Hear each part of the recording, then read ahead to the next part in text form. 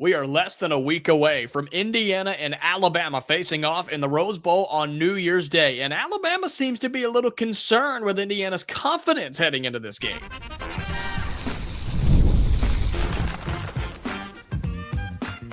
You are Locked On Hoosiers, your daily podcast on the Indiana Hoosiers. Part of the Locked On Podcast Network, your team every day. Hey, everybody. Welcome back into Locked On Bama, AHSA Radio Network's Luke Robinson. That's me. Alabama internet legend Jimmy Stein. That's him usually, but not today. Today, it's crossover time. Locked On Hoosiers Jacob Goins is with me today to talk about the big Rose Bowl game coming up. Jacob, how you doing, buddy? I'm good, man. It's a wonderful time of year, something Indiana fans have not said very often, but the last 2 years have been very excited for this time of year. So great matchup we have, and I'm excited to talk about it. You know, I'll give you full credit. You made the template for this show because I am technically inadequate. and that's just, I call it like I see it. I'm an Alabama fan that's been an Alabama fan for a long time. I graduated from Alabama in 1995. So I've seen a lot. I've been to a lot of national championship games. I've been to every one of the championship games Alabama's had that they've been in since 1992. So I've seen a lot of stuff. Indiana fans, I get it. They haven't. They're having a good time right now. It's really a pretty cool story. I'll tell you the truth. Last year, I didn't buy into y'all. I really thought y'all would go to Notre Dame and get walloped, and you did. I mean, you can say you made the score close late. Okay, whatever. But for the most part, I thought that's what would happen. This year, I was like, if you want to keep being put up there, y'all need to show me something. And they did. They showed me something. They showed me a lot of something. And now they're number one. The one thing I don't get, and again, I appreciate what Indiana's done. Man, a lot of y'all's fans on Twitter are full of hubris and arrogance right now. And I'm like, hey, let's pump the brakes for a minute. Why don't you just enjoy the moment instead of yelling at everybody? I think that was the mentality a year ago, was enjoy the moment, right? Because that was the best year, the greatest year in the history of Indiana football, one that we had never, ever seen in Bloomington. But then coming into 2025 was like, all right, let's see what happens. Because you're right. The games last year against Ohio State and Notre Dame, the Hoosiers were just outmatched. And most of that was up front. And we know how that goes in big boy football. But Indiana figured that out. And then they went and got another quarterback and they brought a bunch of dudes back. And 2025 has been all right. Let's see what happens. And as you continue to rattle off big win after big win after big win, most of those in dominating fashion, it was like, oh, wow, this team is actually really, really good. And so I think Indiana fans are enjoying the moment, maybe some of them a little too much, but I do think that their confidence is warranted, being the number one team in the country, Heisman Trophy winner at quarterback. I think statistically the best defense in all of college football. All of that brings a lot of confidence from the fan base, but the important thing is the team on the field and the coaching staff, right? In this matchup that we have between the Alabama, the blue blood, right? The team that's been there so many times versus Curt Cignetti, the new blood. I just think it's fascinating, man. I really do. Oh, I do too. I'll tell you, and again, I also get that the fan base is sort of being a mirror image of the coach. Curt Cignetti is a sort of a Google me guy. I mean, that's what he does. And so the fans have latched onto that. And again, kudos to making it work for you because he's won back-to-back coach of the years. I mean, that's pretty doggone incredible. I mean, I can't give them any more praise than I'm giving them.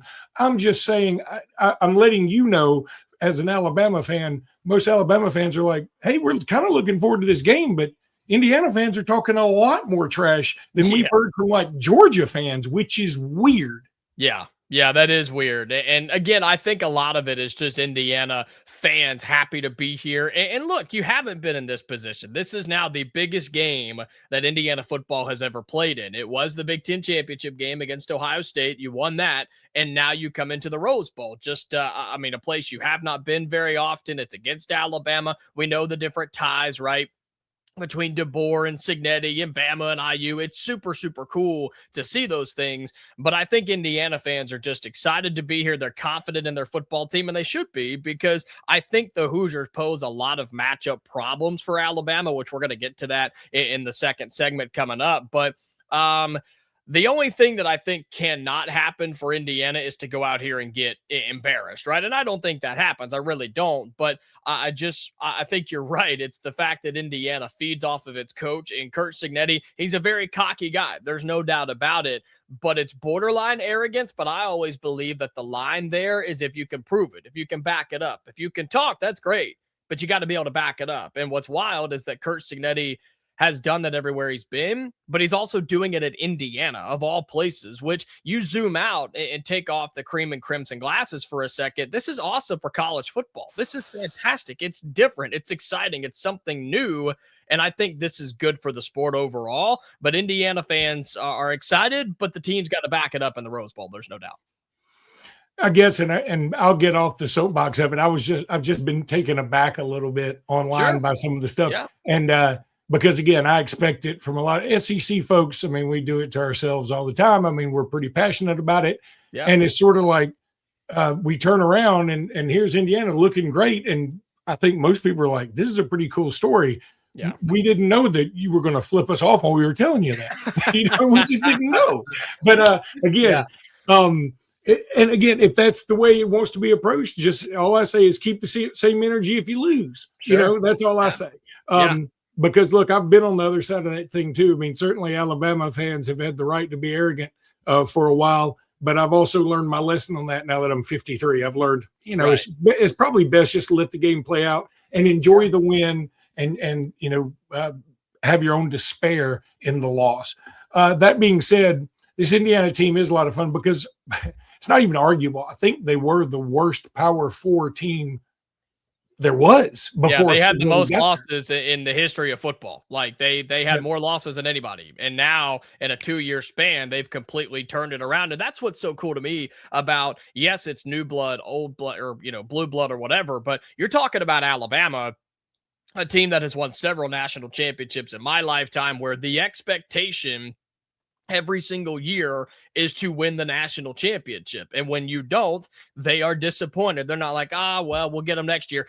They're mad. They're livid. I know. I totally understand. But now you've got Indiana, who they're at the same level, if not a little bit different, but in such a short amount of time. I think it just shows where we are in college football, right? With the transfer portal, with NIL, with things like that. I mean, you don't have to have just a buttload of 5 stars to be successful. Indiana has 0 5 stars, not a single one on the roster. And they're the number 1 team in the country compared to Alabama, who on paper, talent-wise, Luke, you know this, they're much more talented than Indiana. It's about development and retainment, though. That's where Indiana's niche has been. But Alabama is extremely talented, and Kalen DeBoer has proven me wrong several times, including the game against Oklahoma, which is why I think this game could go either way, depending on how it plays out.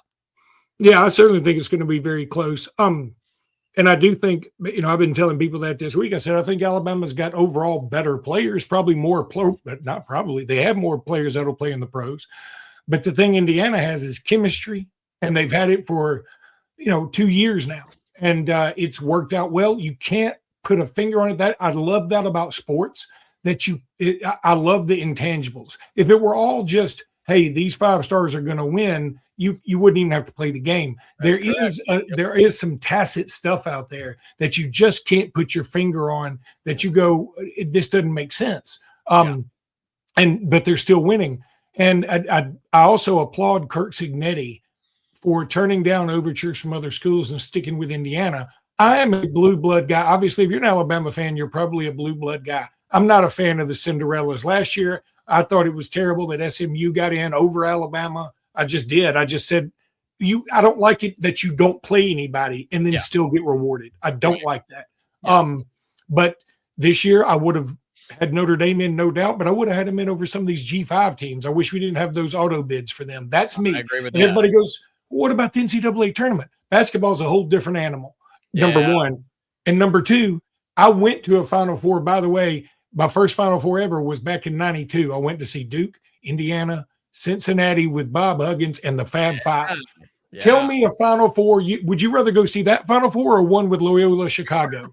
I can tell you which one I'd rather go see. Yeah, you're spot on. And I think the G5 showed themselves and showed the world this year in the college football playoff why they just simply don't belong on the same stage. I'm totally with you on that. And Indiana used to be in that category. I mean, heck, they were worse than most G5 teams, but now the Hoosiers are here. The Hoosiers are good, and they get to go up against one of the biggest brands in the sport in Alabama in the Rose Bowl. Very exciting. Yeah, and you guys. But the difference is you guys are part of the Big Ten, which is either the best or the second best conference, depending on how you want to argue it right now. And so you're hitched to a pretty good wagon. Yeah. So that gives you whether you want to say that's privilege or whatever. Hey, they've been there forever. And, if Memphis or if Tulane wanted to get in, Tulane was in the SEC at one point and they got out. Yep. A pretty bad decision looking back way back when. But regardless, the new blood, new blood, blue blood thing is a great way to look at this. And I think it certainly is going to lead to a lot of arguments from folks. Right now, though, I want to tell everybody about FanDuel. Man, I love me some FanDuel. It's awesome. They've been a sponsor for a long time. NFL Sundays move fast, one big play, and suddenly everything feels different. That's what makes live betting with FanDuel so exciting. You're not just watching the game like a sucker. You're reacting to it in real time. With FanDuel, you can place bets as the action unfolds, every drive, every momentum swing, every highlight moment. Live betting is best when the game starts to shift, a receiver gets hot, a defense tightens up, or the momentum flips after a turnover. We saw a lot of that in the Alabama-Oklahoma game. FanDuel lets you jump into the moment. Live spreads and money lines just instantly. Player props update as guys heat up, all that good stuff. So if you want to be right in the middle of the action this season, visit FanDuel.com. Place your bet, or NFL live bets, I should say, all season long. FanDuel, the game moves fast, so can you. It's a Jimmy Stein guarantee. You don't know what I'm talking about, but other people will. Sorry for my voice, too. I usually probably sound much worse than this, but I went to the Oklahoma game, and I was mildly sick then. My daughter now has flu B right now. It's that time of year, brother. It is that time of year, man. And let me tell you something. Oklahoma, this time of year, that wind was whipping a brother right in the face. Yes, and, it was. It was troublesome to me. But it was a lot of fun. And, again, I was an anti-expansionist. Still am if we got to have auto bids. But you know what? It made me think about next year. I do think this. I think it's unfair that Indiana doesn't get a home game this year. Yeah, that's part of it, right? And I actually was talking about that going into the Big Ten championship game with Ohio State. If Indiana were to lose, would they drop out and things like that? I mean, I wish Indiana, and look, let's just be real here. Memorial Stadium in Bloomington is not a cathedral of college football. They have a lot of work to do. They're planning on doing that, but they didn't invest in it because it wasn't good and it wasn't winning and they didn't care. But now that they are, and Curt Cignetti said, hey, we're going to need this, this, and this, including stadium renovations. Yeah, I would love for the fans to show up and be able to experience a home playoff game, watching so many of these. Indiana went to Notre Dame last year in the first round of the playoff. Like, this is good for college football. Home games are good, and I think that's the argument for me, even with some of these neutral site games to start the season. Play these on campus, make them home and homes. This is what college football is about. But yes, I would love for Indiana to be playing a game in Bloomington, but having the extra week off to prepare for whoever it was going to be, obviously now Alabama, and the opportunity to go to the Rose Bowl. I mean, what a cool thing for Indiana fans. I know a ton of them that are going out there. For Indiana, you are going to one of the cathedrals of college football with everybody watching, the number one team in the country, and here comes the Alabama Crimson Tide. So, Luke, I got to ask you, man, because everybody has talked about it, and it reared its ugly head in the Oklahoma game, but you end up winning anyways. What's up with the run game, man? What's going on? Where is it? Why did this happen? How did this happen? It's clearly not there, and yet Alabama's still winning football games, because that's what Indiana fans believe is the advantage, is the defensive front for the Hoosiers going up against whatever Alabama wants to do offensively. It sucks. I don't know what else to say. The running game sucks. And look, I'm not saying the running backs suck. I'm not saying the offensive line sucks. I'm not saying the scheme sucks. It's not working. And it's maybe a combination of everything, a little bit of all of it.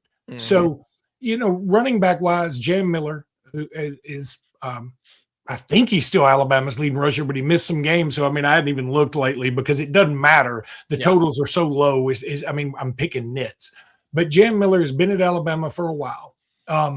He is not a one cut and he's gone running back. He's sort of a rough and tumble guy. Okay. He hadn't had a lot of long rushes in his career. I remember when he was younger, he had maybe one or two, and everybody was so excited about that because Alabama's always had the Derrick Henry or the Najee Harris or the TJ Yeldon or the Trent Richardson or the Mark Ingram. On down the list, we've had a ton of good ones. And we also had Justice Haynes, by the way, who's at Michigan now and who was sort of a breakaway guy. Michigan, came after him apparently and got him and more power to it, but we thought we'd be okay. Daniel Hill is an incredible athlete. But even on his run the other night, which was 41 yards, I believe, and it was the second longest run of the year. Before that, like the third longest run of the year was by our wide receiver on a like a reverse. We just don't have a running game this year for whatever reason. And we could.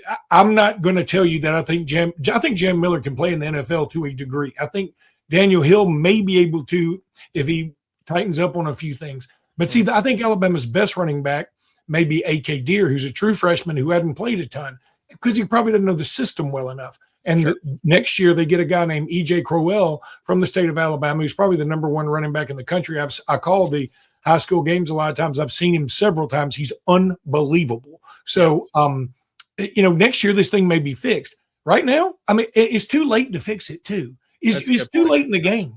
You can't just say, you can't go to a midterm and say, hey, I'm about to teach you how to read the night before the midterm. It doesn't work that way. You better know that. You better know the reading stuff. And we don't have the basics of running down. That said, we did tear off a 40-something yard run against Oklahoma, which I certainly didn't expect. We had negative yards in the SEC championship game. Auburn sort of held us to a low total. And I expect Indiana will too. But it's sort of like, Indiana, okay, you're going to stop our running game. I'm like, joke's on you. We don't have one. Yeah. So now what? We're going to pass the ball. That's what we do. Now, we don't sling it deep very often. And frankly, when we have thrown it deep, for the most part, it hadn't been great.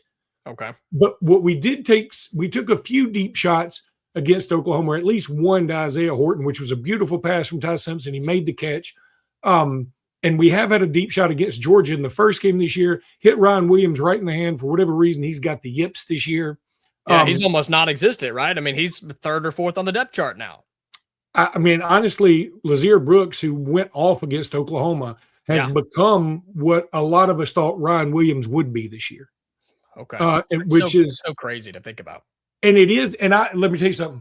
We call ourselves a Ryan Williams podcast after last year. We love Ryan Williams. Yeah. I think it's okay to say, hey, and when you look at his stats, you go, wait a minute, it's not as bad as I thought. But the expectation for him was so out of bounds, there was almost nowhere to go but down. So I think next year when he comes back and things have mellowed a little bit, hopefully Alabama's won a title of some description, then I think he will exceed expectations again, because he was also, by the way, an Alabama high school legend. He just won state championship after state championship, and he was the only two-time Mr. Football or something, and he did it as a sophomore and a junior. He didn't play his senior year of high school football. So yeah, that's wild. And so you've got him, right? And so Alabama's going to throw the football with Ty Simpson, a guy that, look, halfway through the season, I think he was in Heisman conversations, right? He was playing to that level, it seemed like, going up against now Fernando Mendoza at Indiana, who is the Heisman winner. You've got two of the better quarterbacks in the college football playoff, better passers, I would say, in the college football playoff. And then on the reverse side, you've got two defenses that are identical, but Indiana is so passionate on forcing turnovers and limiting big plays. Alabama defensively, break it down for me, Luke. Tell me what we're looking at here for Alabama's defense and what they could try to do against what I say is a pretty balanced Indiana offense. First of all, it may be a surprise to some people. Ty's statistics are better than Mendoza's. Yeah. Actually by a good bit, but I would have given the Heisman to Mendoza, no doubt about it. And Ty was actually projected to be the number 1 pick in some mock drafts in late October. Kind of nuts, because now most of us believe he's probably going to come back for another year and polish up a little bit more. So, but defensively, I think what you're going to see is this Alabama team is better than you think. The talk of the town is always offense and Ty Simpson and Ryan Williams, and then what's wrong with Ryan Williams and why can't they run the ball? Meanwhile, the defense has just quietly been doing their thing. You look back at the first Oklahoma game that they lost at home. This last Oklahoma game was almost a mirror image of that, except Alabama actually got more yards, doubled up Oklahoma in yards the first time they played. Oklahoma got maybe 1.5 times what Alabama did this time, but Alabama had the pick six. Alabama had a block punt. Alabama got another punt return that led to a short field, and Oklahoma did all those things in the first game. So while offensively they were stopped, but it was our offense that gave them points. And I think that's going to be crucial in this, because you're right. This Indiana defense is very opportunistic. And so if Ty's throws 2 picks and has a fumble, a sack fumble or something, Alabama's going to lose this game. Yep. Because the other problem is I don't know anything about Indiana's special teams, and I'd be willing to bet you dollars donuts they're better than Alabama's right now. Well, the problem is Indiana special teams doesn't play a whole lot. And that is a subtle flex. That is a weird flex, sure, but it's just true. Our field goal kicker, I believe he has 16 or 17 attempts all season. Like that. But in the Indiana game, your punter had to be somewhat active. That was a 13-10 game, something like that? Against Ohio State. Yeah. What did I say? Yeah, the Indiana game, but it's okay. Yeah, the Ohio State game. But yeah, I mean, he was, and it's good enough, right? But the thing is, Indiana, that's what I'm concerned with if this is a close game in terms of the punting is fine, not overly concerned. Long field goals, our long kicker is out, Brendan Franke, so he's been down. But Indiana likes to go for it. If it's midfield, if it's short yardage, they're going to go. They trust their offense. They trust their decision-making. They know what they want to do. I know that Alabama special teams have been a little shaky, and how funny was it that it was Oklahoma special teams that lost them the game in that game? I mean, the nation's best kicker, Shanks, a couple of them. Wind was that? I mean, what a crazy game that was. But yeah, so I would say Indiana special teams is better than Alabama's, but it's not something the Hoosiers are like screaming from the rooftops about, if that makes sense. Yeah, trust me, when that kicker missed both those field goals, I mean, the irony was thicker than zoo glass. I mean, yeah. I looked around and all the fans were like, we don't know how to react because we've never seen this before. Yeah, didn't he have like one miss all year? He missed his first kick, I think, of the year and didn't miss again. And then he missed one because it went over the goalpost, like directly That was over. crazy too. Yeah, that was wild. And then the next one was criminally short. I mean, it was wild. But yeah, so that's interesting about Indiana and the going for it thing, because that's what Alabama's going to do. You go back to the Oklahoma game, 4th and about 3, Alabama's down 17-0. Conventional wisdom probably says, hey man, just take the 3 points. It's a chip shot. But Kellen DeBoer, and I agreed with him at the time. He was like, if we don't score a touchdown here, I'm basically resigned to lose this game. And so he went for it. Lazier Brooks makes play, gets touchdown. Go back to the Iron Bowl. As 20-20, Alabama had been up 17-0 themselves in that game. And they were like, okay, let's just go for it. Yeah, we could kick a field goal, but we are haunted by bad field goals and field goal things in this stadium. They went for it, throw a touchdown to Isaiah Horton. Even in the SEC championship game, down 21-7, you're like, hey, what are we going to do? We're on our own side of the field, but it's 4th and just a little bit. We can't run the ball, so they throw. It was a terrible play that wasn't executed well. That's not a good combo. And Georgia got the ball back and scored again. Yeah. But I agreed with what he did, and it shows me his mentality. And that's cool, because you're going to have 2 coaches. Hey, those punters, they may have to stay on the sideline and stretch all game. Yeah, leave your sweats on and just hang out and watch this game. It should be fun with the coaching matchups, the offenses, the defenses, and if the special teams get in this game, they're going to have to make big plays. But that's why I think a lot of people are split on who they're picking, and when it comes to Alabama and Indiana in the Rose Bowl. Well, let's make our picks here in just a minute.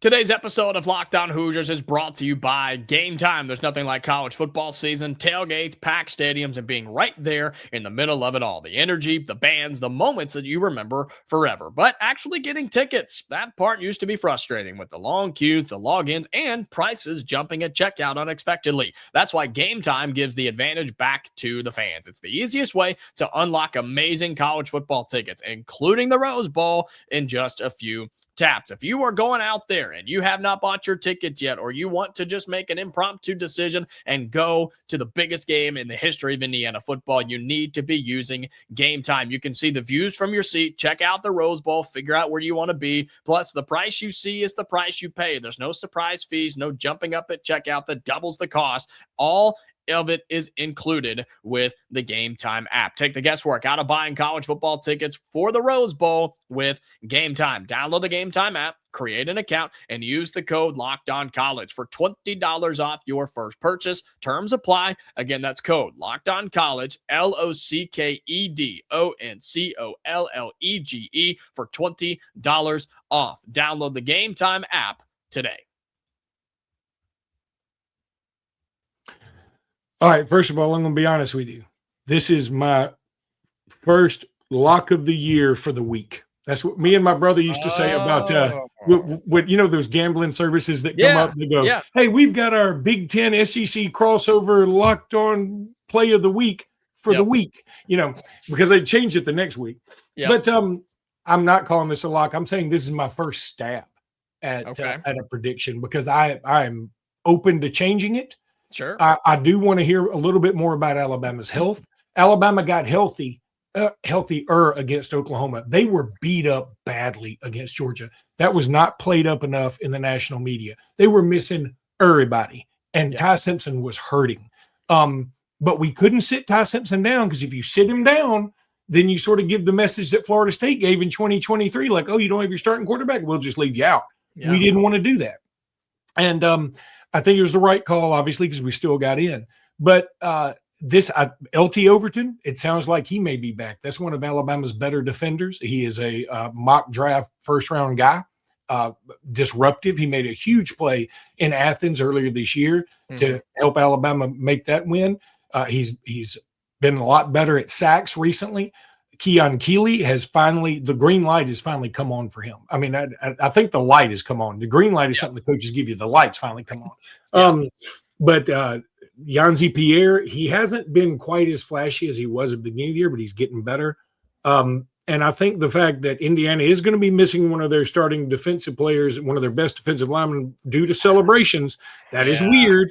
Yeah. And it wasn't anything crazy, right? Hopefully people have seen it. He wasn't, I've said it. He wasn't moonwalking, you know. Yeah. He wasn't partying, jumping off of frat houses. He literally was just celebrating along the end zone wall, jumping and high-fiving people, and just came down awkwardly on his leg. But Stephen Daly, I mean, third in the nation in TFLs, one of Indiana's go-get-it guys. He is a true see-ball, get-ball guy. He's out, and he hurt himself post-game after the Big Ten championship game. And so I'm with you. Health is somewhat of a concern for Indiana. That's one of the big knowns. Omar Cooper, Indiana's probably their second receiver. Elijah Surratt, your go-to guy, but Omar Cooper's right there too. He's the one that had the heroic catch against Penn State in the back of the end zone to win that game and gave Fernando his Heisman moment. So I thank him. Tell him if you see him, tell him thank you. I had Indiana on the money line that day, and it was going to be a bad weekend for Daddy if he didn't catch that. Yeah, it was going to be a bad weekend all the way around. Losing to that Penn State team was not going to be exciting, but he should be good to go. Had a little tweak, but he said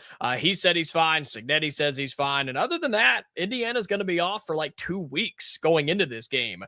Does that concern me? Yes, it does. But Curt Cignetti and this staff, both coordinators, are just so talented, so smart, and extended through several years now, which I think is huge. I'm not concerned about Indiana getting up and getting ready for this game. I like the Hoosiers here. Shocker, I know. But I think Indiana offensively has too many weapons. They're too balanced. The offensive line is starting to really gel together, which is weird to say at this time of the year, but it has taken some time, just to be honest with you. And I think Indiana's defense at all three levels is just too talented. And and Alabama having to drop back and throw it 30, 35 times. I just think Indiana will force some turnovers. They'll cash in on those turnovers. I like 31-17 here, Luke. I like Indiana to pull away down the stretch. I like Indiana to win comfortably when it's all said and done.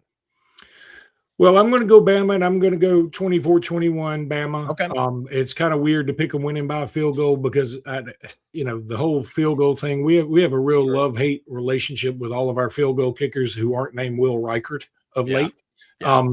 But Cardinal Talty has, he's picked his game up since the chip shot miss against Eastern Illinois. He's played a lot better. And the great thing about it is, we haven't needed him to make that pressure kick. I mean, every kick in the playoffs is pressure packed, but we haven't needed him to make like a kick to send us in overtime or something. We hadn't put him in that position. And I think it settled him down somewhat. I also think Alabama's receivers are, with Brooks coming around, Jeremy Bernard's due a big game. And Ryan Williams is definitely due a big game.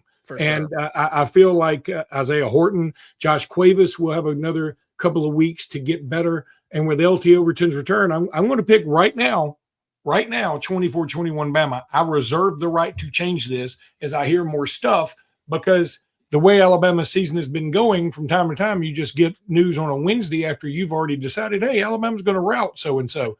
LT Overton's out, or Kelby Collins is out, or whoever's out, and Jam Miller, things like that. And those are big names that this team can't afford to lose. But I think it's going to be a fantastic game. It would shock me if either team wins by the score you said. I'll be honest with you. I just don't see that. I think both defenses are better than that.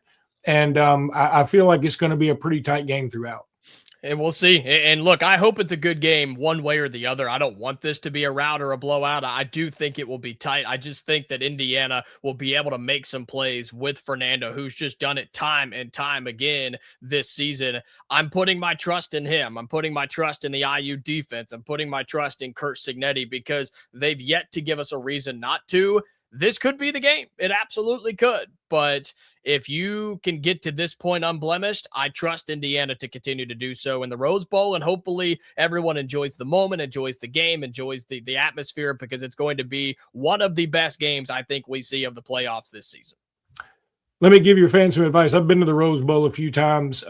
Saw Alabama get whooped there by UCLA in 2000, and I saw Alabama beat up on Texas for the Natty in 2009. And then I went to see U2 there in concert one time. It was pretty cool. Nice. It is a nightmare to get in and out of, number one. It's literally in the middle of a neighborhood, and it's just a nightmare. So whatever Uber, if you're like, hey, I'll just Uber there, it ain't that easy, because definitely the Uber and back part. Secondly, the stadium, kind of a dump, but the view, you cannot be beaten. It cannot be beaten. It overshadows the how old the stadium looks, because now you do have these cathedrals and all these different places. I mean, if you guys ever come down to Bryant, you'll say, man, this place is pretty awesome. And compared to the Rose Bowl, but the scenery, the backdrop, it's unbeatable. And it's just historic, right? It's a historic place. It is. And the weather is, just good enough for whatever you want to wear. It's just perfect. So all that stuff's pretty cool.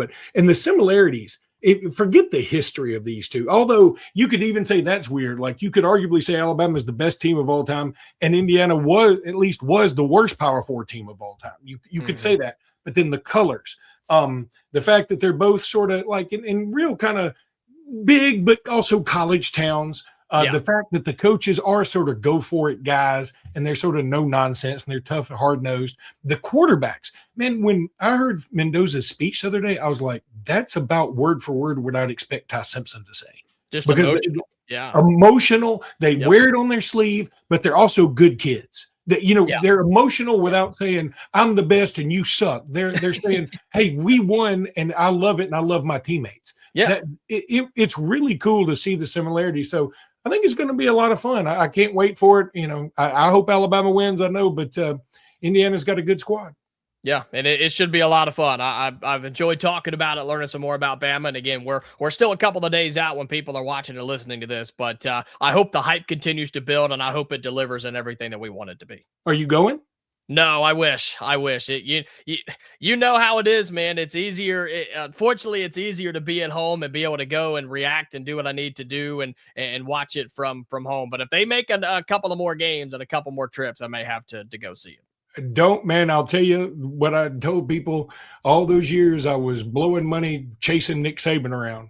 They say, why are you spending all this money? I said, because I don't know when it'll end. And when it does, I'm going to regret the fact that I didn't chase it around. Yeah, so right. My advice to all Indiana fans, get out there, spend the money, and just enjoy yourself. Love it. I love it. It's great advice. And hopefully we can do it several more games after this one.